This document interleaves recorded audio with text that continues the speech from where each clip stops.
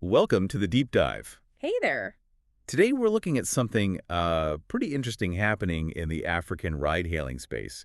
It's GoSharp's new version 3. Right, we've got some details here about where they're expanding and what this update, actually means. Exactly, for people looking for rides or maybe opportunities to earn. So let's dig in. Okay, yeah, the goal is basically to figure out what's important about this GoSharp release, looking at their expansion and some of the new features they've rolled out. So first up, geography. They've been making some, well, serious moves lately. Yeah, they have. They were already in Nigeria, Namibia, South Africa, places like that. And Botswana, Malawi, too. Right.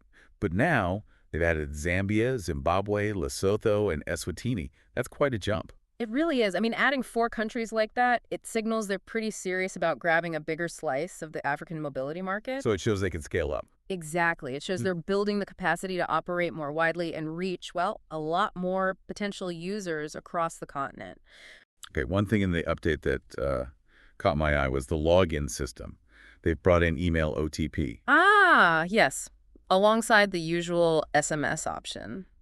Why is that a big deal? Seems like a small technical change. Well, it might seem small, but it tackles a really practical problem. In some areas, getting that SMS OTP reliably, it can be tricky. Right, network issues or even costs sometimes. Precisely.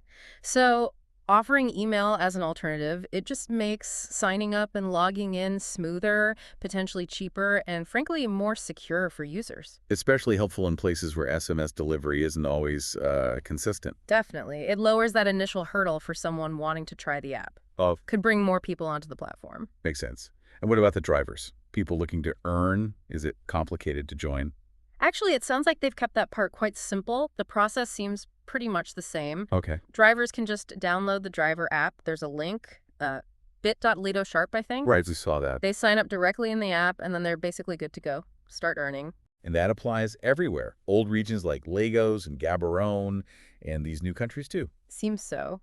That ease of onboarding is, well, it's pretty crucial if you want to grow your driver base quickly. Because more drivers mean. More available rides, shorter wait times for users. It makes the whole service work better, makes it more attractive for everyone involved. Got it.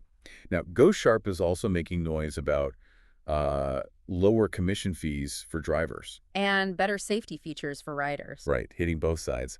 What's the strategy there? It seems like you're trying to balance things. I think that's exactly it.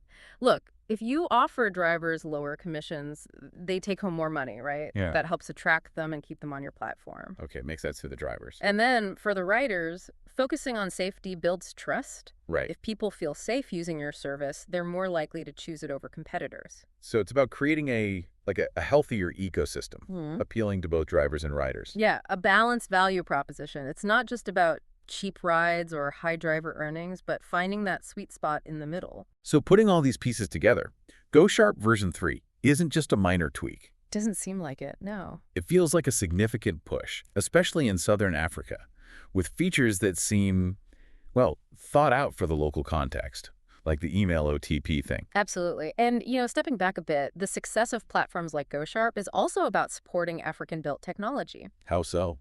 Well, these are solutions often designed by people who really understand the specific challenges and opportunities on the continent. They're tailored, not just imported models. Right. So that local understanding can make a difference. It really can. It helps in creating services that genuinely meet the needs of the users there. Okay, so let's summarize the key takeaways here. GoSharp v3 means wider reach, more countries covered. Yep. And that clever email OTP login system making access easier. Plus, keeping it simple for drivers to sign up and start earning. And that dual focus. Yeah. Trying to keep commissions low for drivers while boosting safety for riders. So for you listening, if you happen to be in Nigeria, Namibia, Malawi, South Africa, Botswana, or these new spots like Zambia, Zimbabwe, Lesotho, Eswatini, then this update could actually mean something quite tangible for you. Maybe more reliable transport options, maybe a better way to earn if you drive. And it's interesting to see that focus on adapting the tech, like with the OTP, to fit local realities. Definitely something to watch. Supporting local innovation. Which brings us to a final thought to leave you with. As we see more of these ride-hailing platforms growing and adapting specifically for Africa, Hmm. how might these localized solutions continue to evolve? How will they further tailor themselves to the very unique needs and preferences across different regions and communities? And maybe what role does your feedback, your experience as a user or a driver, play in actually shaping where these platforms go next? Something to think about.